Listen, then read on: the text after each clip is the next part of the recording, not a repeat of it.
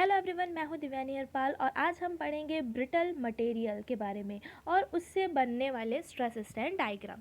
First of all हम ये देख लेते हैं कि डक्टाइल मटेरियल क्या होता है, जो मैंने इसके पहले वाले लेक्चर में आपको बताया है, और ब्रिटल मटेरियल क्या होता है।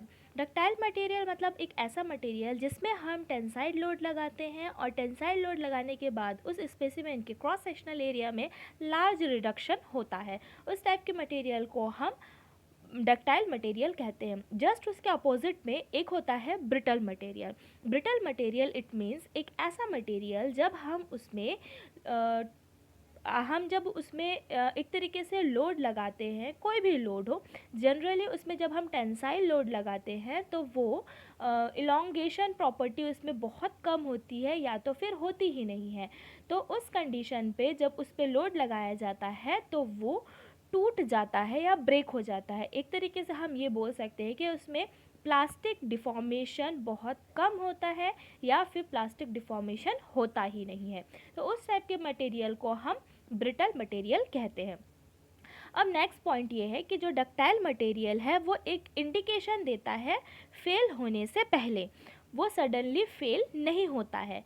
बट जो ब्रिटल मटेरियल होता है वो फेल हो जाता है सडनली, वो भी बिना किसी इंडिकेशन के। नेक्स्ट पॉइंट कहता है कि जो स्ट्रेंथ ऑफ ब्रिटल मटेरियल है वो सम टाइम मोर देन होता है डक्टाइल मटेरियल का। देखिए, जैसे कि हमने इसके पहले डिस्कस किया था कि जो टेंसाइल स्ट्रेंथ होता है वो उसमें जब हम ब्रिटल मटेरियल में टेंसाइल लोड लगाते हैं तो वो बहुत जल्दी टूट जाता है। तो इसका मतलब ये नहीं है कि वो टूट जाता है तो उसका स्ट्रेंथ कम होता है।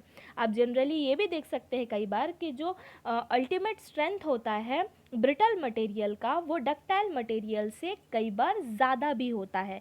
लेकिन ब्रिटल मटेरियल का डिसएडवांटेज ये होता है कि वो बिना इंडिकेशन के फेल हो जाता है, फेल होने से पहले वो इंडिकेशंस नहीं देता है। अब हम देख सकते हैं कि जैसे हमको पता चला कि जो स्ट्रेंथ होता है ब्रिटल मटेरियल का वो ज़्यादा होता है कई बार एज़ कम्पेयर टू डक्टाइल, तो फिर वो इतनी जल्दी ब्रेक क्यों होता है? तो वो कंडीशन जो होती है, वो प्रॉब्लम जो है वो ये है कि जो एक ब्रिटल मटेरियल होता है वो कंप्रेसिव स्ट्रेंथ के कंपेयर में अपने टेंसाइल स्ट्रेंथ में वीक होता है।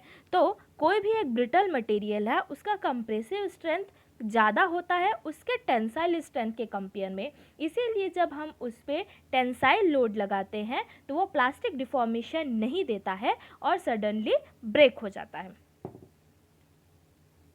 Stress strain diagram for brittle material.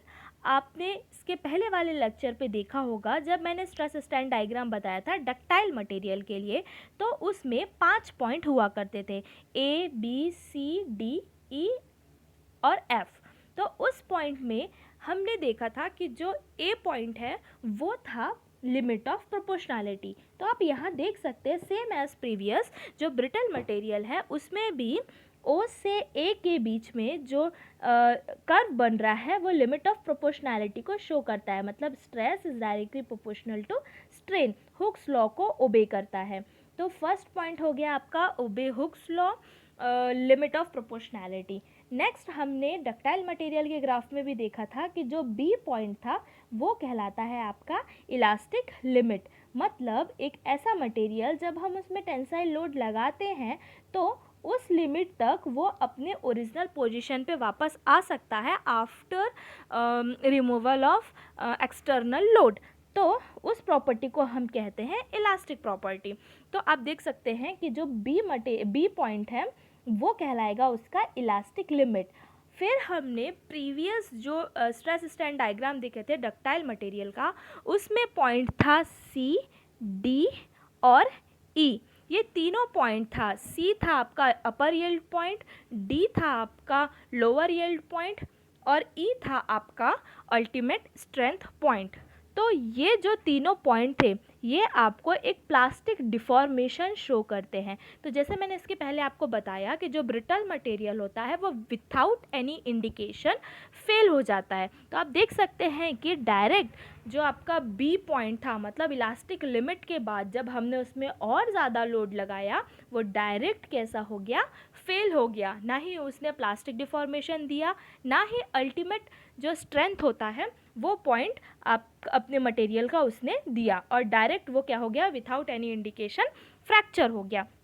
तो इस टाइप के मटेरियल को हम ब्रिटल मटेरियल कहते हैं। अब जो एरिया आता है, ये पूरा जो सेक्शन आता है फ्रैक्चर तक का जो एरिया होता है, उस एरिया को हम बोल सकते हैं मॉड्यूलस ऑफ टफनेस, और ये ही उस मटेरियल के टफनेस की प्रॉपर्टी को शो करता है।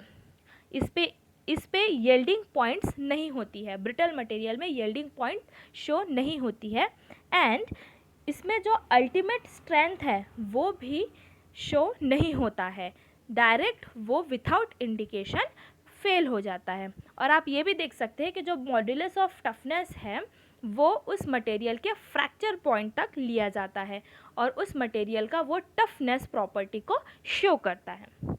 Thank you. आई होप आपको ये वीडियो पसंद आई हो। आगे की वीडियो को देखने के लिए आप चैनल को सब्सक्राइब कर सकते हैं, बेल आइकन को प्रेस कर सकते हैं, लाइक कर सकते हैं, शेयर कर सकते हैं। Thank you.